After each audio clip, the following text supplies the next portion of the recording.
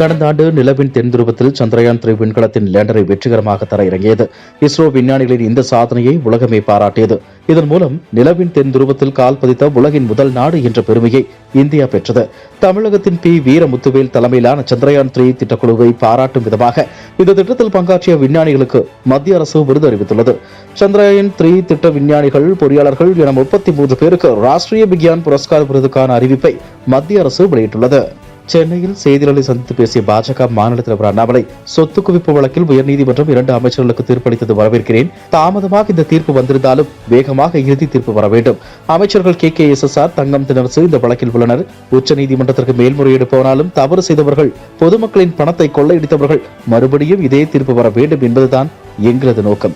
தமிழ்நாட்டில் எந்த ஒரு சமுதாயம் பாதிப்பு இல்லாத வகையில் தமிழக முதலமைச்சர் அனைத்துக் கட்சி கூட்டத்தை கூட்ட வேண்டும். எல்லா மதத்தையும் சமமாக நடத்த வேண்டும். பழனியில் முருகன் மாநாடு நடத்த முடிவு செய்துள்ளனர். நல்லபடியாக நடத்த வேண்டும். இதேபோல சென்றால் வரும் காலங்களில் முதலமைச்சர் MK ஸ்டாலின் ஜெய் ஸ்ரீராம் சொல்லிவிடுவார். அமைச்சர்களும் ஜெய் ஸ்ரீராம் சொல்ல ஆரம்பித்து விடுவார்கள். அதற்கான அடித்தளத்தை அமைச்சர் சேகர் பாபு செய்து வருகிறார் என கூறினார். 2002-2006 அதிமுக ஆட்சியில் வீட்டு வசதித்துறை அமைச்சராக இருந்தபோது வருமானத்திற்கு அதிகமாக 4.90 கோடி ரூபாய் அளவிற்கு சொத்து சேர்த்ததாக அமைச்சர் அனிதா ராதாகிருஷ்ணன் மீது லஞ்ச ஒழிப்புத்துறை வழக்கு பதிவு செய்தது. லஞ்ச ஒழிப்புத்துறையை தொடர்ந்து அமலாக்கத்துறையும் அமைச்சரின் சொத்துக்களை முடக்கியது. இந்த நிலையில் அமலாக்கத்துறையின் வழக்கை ரத்து செய்ய வேண்டும் எனவும் சொத்துக்கள் முடக்கப்பட்டதற்கு எதிர்ப்பு தெரிவித்தும் அமைச்சரின் தரப்பில் சென்னை ஹைகோர்ட்டில் மனு தாக்கல் செய்யப்பட்டது. வழக்கு விசாரணை இறுதிக்கட்டத்தை நெருங்கியுள்ளதால் வழக்கை ரத்து செய்யக்கூடாது என அமலாக்கத்துறை பதில் மனு தாக்கல் செய்திருந்தது. இதையடுத்து அமைச்சரின் மனுவை ஹைகோர்ட் தள்ளுபடி செய்தது. பாரிஸ் ஒலிம்பிக் போட்டியில் தகுதி நீக்கம் செய்யப்பட்ட இந்தியாவை சேர்ந்த மல்யுத்த வீராங்கனை வினேஷ் போகத் வலிமையுடன் திரும்பி வர வேண்டும் என பிரதமர் மோடி கூறியுள்ளார். எக்ஸ் சமூக வலைதளத்தில் அவர் வெளியிட்டுள்ள பதிவில், விக்னேஷ் போகத், நீங்கள் சாம்பியனுக்கெல்லாம் சாம்பியன். நீங்கள் இந்தியாவின் பெருமை. ஒவ்வொரு இந்தியருக்கும் உத்வேகமாக திகழ்கிறீர்கள். இன்றைய பின்னடைவு மனவேதனை அளிக்கிறது. இந்த விரக்தியின் உணர்வை வெளிப்படுத்த விரும்பவில்லை. அதே நேரம் நீங்கள் மீண்டு எழுந்து வருவீர்கள் என்று எனக்கு தெரியும். சவால்களை நேருக்கு நேர் எதிர்கொள்வது உங்களின் இயல்பு. வலிமையுடன் மீண்டும் வாருங்கள். நாங்கள் அனைவரும் உங்களுக்காக காத்திருக்கிறோம் என்று அந்த பதிவில் கூறியுள்ளார். வருமானத்திற்கு அதிகமாக சொத்துக்கள் சேர்த்ததாக அமைச்சர்கள் தங்கம் தென்னரசு, KKSSR ராமச்சந்திரன் ஆகியோருக்கு எதிராக அதிமுக ஆட்சியின் போது வழக்குகள் தொடரப்பட்டன. இந்த வழக்குகளில் மேல் விசாரணை நடத்திய லஞ்ச ஒழிப்புத்துறை அறிக்கையை சிறப்பு நீதிமன்றத்தில் தாக்கல் செய்தன. அதன் அடிப்படையில் வழக்கில் இருந்து இவர்களை விடுவித்து சிறப்பு நீதிமன்றங்கள் உத்தரவிட்டிருந்தன. இந்த உத்தரவுகளை மறு ஆய்வு செய்யும் விதமாக சென்னை உயர்நீதிமன்ற நீதிபதி ஆனந்த் வெங்கடேஷ் தாமாக முன்வந்து வழக்குகளை விசாரணைக்கு எடுத்தார். இருதரப்பிலும் மூத்த வழக்கறிஞர்களின் வாதங்கள் முடிந்த நிலையில் உத்தரவு பிறப்பித்தார். அதன்படி தங்கம் தென்னரசு மற்றும் ராமச்சந்திரனை வழக்கில் இருந்து விடுவித்த கீழமை நீதிமன்றங்களின் உத்தரவை ரத்து செய்ததுடன் அவர்கள் மீதான வழக்கை மீண்டும் விசாரிக்கவும் உத்தரவிட்டார்.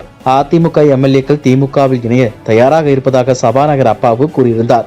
இதனால் அவர் மீது தொடரப்பட்ட அவதூறு வழக்கில் செப்டம்பர் 9 அப்பாவு நேரில் ஆஜராகுமாறு சிறப்பு நீதிமன்றம் உத்தரவிட்டது. ஜெயலலிதா மறைவுக்கு பின் அதிமுக MLAக்கள் திமுகவில் இணைய தயாராக இருப்பதாக அப்பாவு பேசியிருந்தார். இதையடுத்து பாபு முருகவேல் என்பவர் அப்பாவு மீது அவதூறு வழக்கு தொடர்ந்தார். இந்த வழக்கு MP MLAக்களின் வழக்குகளை விசாரிக்கும் சிறப்பு நீதிமன்றத்தில் நடந்து வந்தது. இந்த நிலையில் விசாரணையின் போது அவதூறு வழக்கில் செப்டம்பர் 9 அப்பாவு நேரில் ஆஜராக வேண்டும் என நீதிமன்றம் உத்தரவிட்டு வழக்கை செப்டம்பர் 9 ஒத்திவைத்தது.